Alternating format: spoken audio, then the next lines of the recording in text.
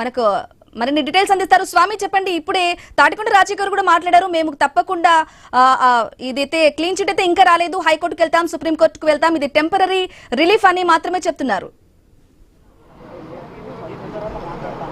అంటే BRS party కూడా మొదటి నుంచి కూడా ఇదే అంశాన్ని చెప్తుంది. తాము ఊహించిన తీర్పే ఇది. ఒకవైపు గతంలో 8 మందికి తీర్పు ఇచ్చినప్పుడే వారి మీద ఎన్ని రకాల ఆధారాలు చూపించినప్పుడు కూడా స్పీకర్ వారికి క్లీన్ చిట్ ఇవ్వడంతో కూడా వీరికి కూడా అలాంటి పరిస్థితి వస్తుందని చెప్పేసి కూడా ముందుగానే ఊహించామని చెప్పేసి తాడికొండ రాజయ్యతో సహా మిగతా వారంతా కూడా మాట్లాడుతూ ఉన్నారు.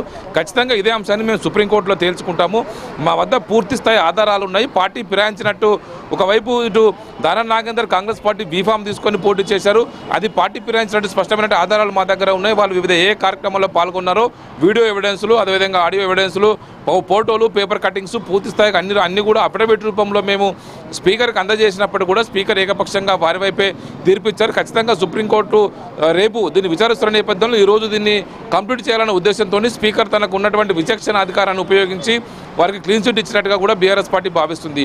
ఇప్పటికే కేటీఆర్ వేసినటువంటి పిటిషన్లో సుప్రీంకోర్టు రేపు మరొకసారి దీన్ని విచారించబోతుంది. ఇప్పటికే చాలామంది సీనియర్ అడ్వకేట్లతో ఇరుపక్షాలు తన వాదనని వినిపించుకుంటూ ఉన్నాయి. ఖచ్చితంగా ఇటు దానం నాగేందర్ కావచ్చు, కడియం సీఆర్ కావచ్చు, మిగతా వారి విషయంలో కావచ్చు, మిగతా 10 మంది విషయంలో కూడా ఒక్కొక్కరికి సంబంధించినటువంటి ఎవరెవరు ఏ సందర్భంలో ఎక్కడ సీఎం రేవంత్ రెడ్డిని కలిసి పార్టీ ఫిరాయించారు, ఏ కార్యక్రమంలో పాల్గొన్నారు, ఎక్కడ కాంగ్రెస్ పార్టీ కండవాలు కప్పుకొని కాంగ్రెస్ పార్టీ సభలు సమావేశాల్లో పాల్గొన్నారని చెప్పేసి వాటికి అన్నిటికి సంబంధించిన ఆధారాలు అయితే వీళ్ళు సేకరించారు. మరోవైపు వీరు కూడా ఖచ్చితంగా మేము ఇప్పటివరకు ఇంకా బీఆర్ఎస్ పార్టీ సభ్యులుగా కొనసాగుతున్నాము, మా సాలి నుంచి బీఆర్ఎస్ ఎల్పీకి డబ్బులు కట్ అవుతున్నాయి, మాకు ఎలాంటి నోటీసులు ఇవ్వలేదు, మాకు పార్టీ నుంచి మమ్మల్ని సస్పెండ్ చేయలేదు, పార్టీ ఎలాంటి మాకు విప్పు జారీ చేయలేదు, విప్పు జారీ చేసి ఉంటే మేము పార్టీ మ్యాండేట్ కట్టుబడి ఉండేవాళ్ళము, అలాంటి చేయకుండా మమ్మల్ని కేవలం బ్లేమ్ చేస్తున్నారని చెప్పేసి కూడా వీళ్ళంతా కూడా పార్టీ మారినటువంటి ఆరోపణలు ఎదుర్కొంటున్నటువంటి ఈ 10 మంది ఎమ్మెల్యేలు చెప్తున్నటువంటి విషయం. మొత్తానికైతే నెక్స్ట్ ఇక్కడ స్పీకర్ ట్రిబ్యునల్లో వ్యవస్థ ఇప్పుడు విషయం ముగిసింది కాబట్టి ఫర్దర్గా ఇది ఖచ్చితంగా మళ్ళీ సుప్రీంకోర్టులోనే దీని విషయం పైన తేల్చుకుంటామని చెప్పేసి బీఆర్ఎస్ నేతలు అంటున్నారు. ఇప్పుడు సుప్రీంకోర్టే ఈ అంశం పైన తేల్చాల్సి ఉంటుంది. బ్రాహ్మణి అయితే స్వామి ఇంతకు ముందే తాటికొండ రాజయ్య గారు కూడా మాట్లాడి దానం నాగేంద్ర అలాగే కడియం శ్రీహరి చేసింది అంటే రాజీనామా చేయాలి, ఇప్పటికైనా రాజీనామా చేస్తే మాత్రమే వాళ్ళు బీఆర్ఎస్ మీద గెలిచి ఈ విధంగా కాంగ్రెస్లో కండువా కప్పుకొని వాళ్ళు తిరుగుతూ ఉన్నారు, ఇదంతా కేవలం టెంపరరీ మాత్రమే, రేపు జరగబోతుంది హైకోర్టు జడ్జ్మెంట్ డే అని చెప్పేసి అని చెప్తూ ఉన్నారు. ఎలా చూసుకోవాలంటారు? మళ్ళీ మేము హైకోర్టుకు వెళ్తాం, సుప్రీంకోర్టుకు వెళ్తామని కూడా ఆయన పదే చెప్తూ ఉన్నారు. అంటే ఖచ్చితంగా వైపు వాళ్ళ మీద కేవలం ఇప్పుడు మోరల్ అంశంగా మాత్రం వాళ్ళు మాట్లాడుతూ మీరు మోరల్గా మీరు నైతికంగా మీకు పార్టీ ఫిరాయించారు కాబట్టి మీకు మాట్లాడే హక్కు లేదు. ఖచ్చితంగా ఒకవైపు కాంగ్రెస్ పార్టీ కార్యక్రమాల్లో పాల్గొంటూ కాంగ్రెస్ పార్టీ కార్యాలయాల్లో కూర్చొని మేము బీఆర్ఎస్ పార్టీ సభ్యులమంటే ఎలా ఉంటుంది, మీ గెలుపు కోసం బీఆర్ఎస్ పార్టీ క్యాడర్ అంతా కూడా పనిచేసింది, బీఆర్ఎస్ పార్టీ నాయకత్వం అంతా కూడా మీ గెలుపు కోసం పనిచేసినప్పుడు కూడా మీరు పార్టీని ఫిరాయించి రేవంత్ రెడ్డి సమక్షంలో పార్టీలో చేరారు. మీనాక్షి ఒకవైపు గతంలో ఉన్నటువంటి కాంగ్రెస్ పార్టీ నేతల సమక్షంలో వెళ్ళి మీరు పార్టీ ఫిరాయించినట్టు స్పష్టమైన ఆధారాలు ఉన్నప్పుడు కూడా ఇంకా బుకాయిస్తున్నారు. ఖచ్చితంగా ప్రజల్లో మీరు గుణపడడం తప్పదు, ఇప్పుడు కాకపోయినా ప్రజాకోర్టు మిమ్మల్ని ఖచ్చితంగా ప్రజల్లో తీర్పు మిమ్మల్ని ఖచ్చితంగా శిక్షిస్తుందని చెప్పేసి కూడా బీఆర్ఎస్ పార్టీ నేతలు మాట్లాడుతున్నారు. అయితే జరుగుతున్నటువంటి పరిణామాలు ఏంటంటే ఇప్పుడు నెక్స్ట్ ఫర్దర్గా సుప్రీంకోర్టులోనే ఈ విషయం తేలాల్సి ఉంటుంది. సుప్రీంకోర్టుకు వీళ్ళు అందజేసేటువంటి ఎవిడెన్స్ ఆధారాలన్నీ కూడా వాద ప్రతివాదాలను బట్టి సుప్రీంకోర్టు ఎలా నిర్ణయం తీసుకొని చూడాల్సి ఉంటుంది. స్పీకర్కు సంబంధించిన విచక్షణాధికారాలు ఉంటాయి కాబట్టి స్పీకర్ తనకు ఉన్నటువంటి విచక్షణాధికారాన్ని ఉపయోగించి జరిగిన వాద ప్రతిపాదనలు పూర్తిగా వాద ప్రతివాదాలు విన్న అనంతరం 2 వర్గాల వాదనలు విని క్రాస్ ఎగ్జామినేషన్ పూర్తయిన తర్వాత తన తీర్పును వెలువరించారు. ఫర్దర్గా ఇప్పుడు బీఆర్ఎస్ పార్టీ ఏదైతే పిటిషనర్స్ ఉన్నారో అంతా కూడా సుప్రీంకోర్టులోనే ఈ విషయం పైన తేల్చుకోవాల్సి ఉంటుంది. బ్రాహ్మణి అయితే స్వామి ఇక ఇన్ని రోజులు సాంకేతికంగా ఎటువంటి ఆధారాలు ఉన్నాయి అనేసి ఇంతకాలం వేచి ఉన్నప్పటికీ ఇప్పుడు బిగ్ రిలీఫ్గా వాళ్ళకి ఒక అంటే డిస్మిస్ చేసినట్టుగా కూడా రావడం ఎలా చూసుకోవాలి అంటారు? ఇన్ని రోజులు ఎందుకు ఆపినట్లు అన్నట్లుగా కూడా ఆయన ఇంతకుముందు మాట్లాడినట్లు రాజయ్య గారు కూడా మాట్లాడారు, ఎలా చూసుకోవాలంటారు స్వామి? సహజంగానే వాళ్ళిద్దరు కూడా ఇది కొంత ఊరట కల్పించే అంశం. ఒకవైపు స్పీకర్ ఎలా నిర్ణయం తీసుకుంటారని చెప్పి ఇద్దరు కూడా ఉదయం నుంచి కొంత టెన్షన్గా ఉన్నప్పుడు కూడా ఒకవైపు వేటు పడితే ఖచ్చితంగా మళ్ళీ కోర్టు కూడా ఏం చేయలేదు కాబట్టి ఖచ్చితంగా ఒకవైపు కోర్టు కూడా వెళ్ళే అవకాశం కూడా ఉండదు. ఖచ్చితంగా నెక్స్ట్ బై ఎలక్షన్స్కి వెళ్లాల్సి ఉంటుంది. కానీ స్పీకర్ ట్రిబ్యునల్ నుంచే వారికి ఊరట రావడంతో కూడా ఇటు దానం నాగేందర్ కావచ్చు, కడియం సీఆర్ కావచ్చు, మిగతా 8 మంది కావచ్చు, వీళ్ళందరూ కూడా ఇప్పుడు ప్రశాంతంగా ఉన్నారు. రాష్ట్రంలో ఇప్పుడున్న పరిస్థితుల్లో ఎలక్షన్స్ తీసుకొచ్చే ఉద్దేశం ఒకవైపు ప్రభుత్వానికి లేదు, వారి మీద వేటు వేయాలనుకుంటే కనుక స్పీకర్ వేటు వేసేవారు. కానీ ఇప్పుడున్న పరిస్థితుల్లో వెయిట్ అండ్ సీ అనే విధానాన్ని అవలంబిస్తున్నట్టుగా మనకు కూడా స్పష్టంగా కనబడుతుంది. రాజకీయ కోణంలోనే ఇలాంటి వాటి విషయంలో ఒకవైపు నిర్ణయాలు ఉంటాయి. గతంలో ఉమ్మడి రాష్ట్రంలో కూడా బీఆర్ఎస్ సభ్యులు కావచ్చు, కాంగ్రెస్ సభ్యులు కావచ్చు, పార్టీ ఫిరాయింపులు కావచ్చు, పార్టీ సంబంధించినటువంటి అప్పుడు టీఆర్ఎస్ ఉన్నటువంటి ఎమ్మెల్యేల విషయంలో కూడా పూర్తిగా వారి పదవీ కాలం పూర్తయినంత కూడా ఎలాంటి నిర్ణయం తీసుకోకపోవడంతో కూడా కొద్దిమంది పూర్తి కాలం సమయాన్ని వెల్లదీశారు. కానీ కొంతమంది విషయంలో వెంటనే వేటు వేస్తే ఆ విషయంలో బై ఎలక్షన్ వచ్చినటువంటి పరిస్థితి మనకు కనబడ్డది.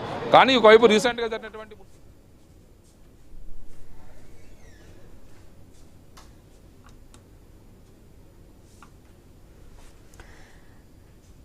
ఎమ్మెల్యే దానం నాగేందర్ కడియం శ్రీహరికి బిగ్ రిలీఫ్ దక్కింది. 2 పిటిషన్లను స్పీకర్ డిస్మిస్ చేశారు. వారిద్దరూ పార్టీ మారలేదని స్పీకర్ తీర్పునిచ్చారు. అనర్హత పిటిషన్లపై స్పీకర్ సంచలనమైన నిర్ణయం తీసుకున్నారు. ఫిరాయింపు ఆరోపణలు ఎదుర్కొన్న 10 మంది ఎమ్మెల్యేలకు స్పీకర్ క్లీన్ చిట్ ఇచ్చారు. దానం నాగేందర్ బీఆర్ఎస్ నుంచి ఎమ్మెల్యేగా గెలిచి లోక్సభ ఎన్నికల్లో కాంగ్రెస్ అభ్యర్థిగా పోటీ చేశారు. దానం నాగేందర్ సాంకేతికంగా దొరికిపోయారని బీఆర్ఎస్ బీజేపీ అనుకున్న స్పీకర్ నిర్ణయంతో 2 పార్టీలు షాక్ తిన్నాయి. హైదరాబాద్ అభివృద్ధి కోసమే ముఖ్యమంత్రితో కలిసి పనిచేస్తున్నారని దానం నాగేందర్ తెలిపారు. ఎంపీగా పోటీ చేయడం తన వ్యక్తిగత విషయమని తెలిపారు. బీఆర్ఎస్ అధినేత తనను ఎప్పుడూ వివరణ అడగలేదని చెప్పారు.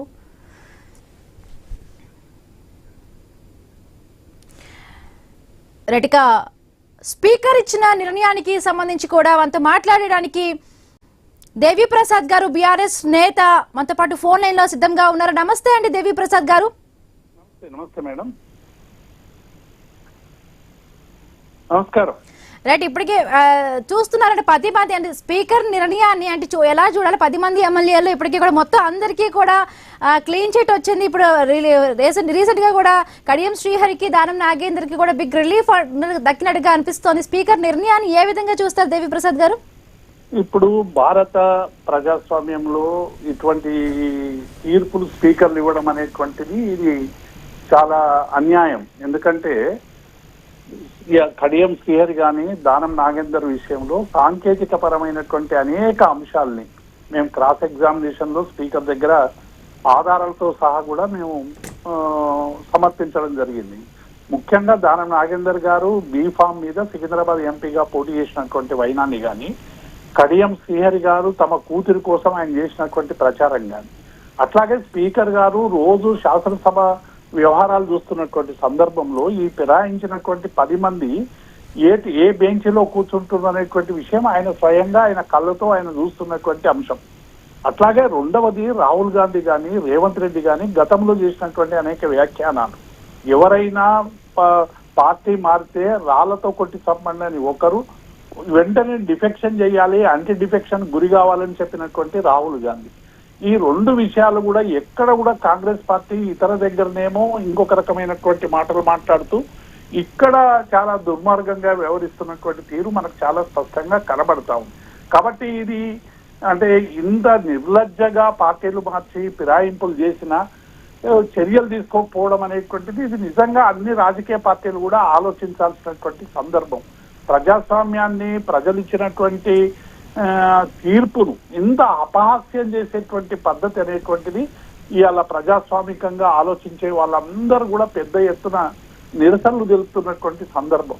ఇప్పటికైనా 10 మంది నిజంగానే పార్టీ మీద, మా పార్టీకి సంబంధించినటువంటి విధానాల మీదనో ఇంకొక మీదనో వాళ్ళకు వ్యతిరేక భావం ఉంటే స్ట్రేట్ అవేగా రాజీనామా చేసిపోవచ్చు. కానీ కాంగ్రెస్ పార్టీ ఏం చేసిందంటే వీళ్ళందరినీ కూడా మేము 27 మందిని తెస్తాం, రాజ్యాంగబద్ధంగా లెజిస్లేటర్ పార్టీ విలీనం చేస్తామని చాలా ప్రయత్నాలు చేసింది. అనేక ప్రలోభాలు పెట్టేటువంటి ప్రయత్నం చేసింది, బెదిరింపులు చేసే ప్రయత్నం చేసింది, కేసులు పెట్టేటువంటి ప్రయత్నం చేసింది. ఎన్ని చేసినా కూడా బీఆర్ఎస్ పార్టీ చెక్కు చెదరకుండా కేవలం ఆ 10 మంది తప్ప 11వ వ్యక్తి పోయినటువంటి సందర్భాన్ని కూడా మనం చూస్తా ఉన్నాం. కాబట్టి ఇటువంటిది ఇలా ప్రజల్లో చాలా స్పష్టంగా స్పీకర్ గారు ఈ 10 మంది విషయంలో తీసుకున్నటువంటి నిర్ణయం వారు డెఫినెట్ గా ఒకసారి ఆత్మవిమర్శ చేసుకోవాలి. ఎందుకంటే సహజంగానే అధికార పార్టీకి సంబంధించినటువంటి స్పీకర్ కాబట్టి స్పీకర్ గా ఆయన నిర్ణయం తీసుకోవచ్చు. మేము స్పీకర్ ను తప్పుపట్టేటి కంటే ఆ వ్యవస్థలో ఉన్నటువంటి లోపాల్ని ఇవాళ సరిచేయాల్సినటువంటి అవసరం ఉంది.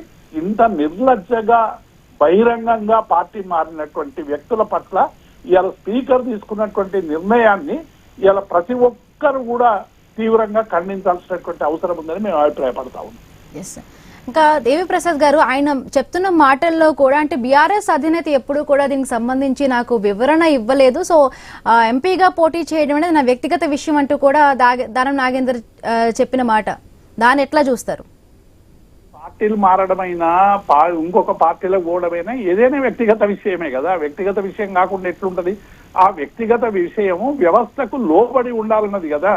ఇప్పుడు ఒక రాజ్యాంగబద్ధంగా ఉండాల్సినటువంటి ఒక ప్రజాప్రతినిధి తను ఒక పార్టీ మీద పోటీ చేసి ఇంకొక పార్టీకి బీఫామ్ తీసుకొని పోతున్నాడంటే ఇది ఎంత అపహాస్యం, ప్రజల పట్ల ఎంత నిర్లక్ష్యం, ప్రజా తీర్పుల పట్ల ఎంత అవహేళన అనేటువంటి విషయాల మీదే ఇవాళ ఆలోచించాలి. వివరణ కోరడం ఏంటంటే ఆయన బీఫామ్ తీసుకొని ఇంకొక పార్టీ మీద పోటీ చేసినాక బహిరంగంగా మీ పార్టీ అక్కర్లేదని పోయిన తర్వాత రాజీనామా చేసి పోవాలి. అంత ధైర్యం లేనటువంటి వాళ్ళు, ప్రజాబలం ఉన్నటువంటి వాళ్ళు మళ్ళీ ఎందుకు రాజీనామా చేసి మళ్ళీ ప్రజల తీర్పు ఎందుకు కోరలేదు?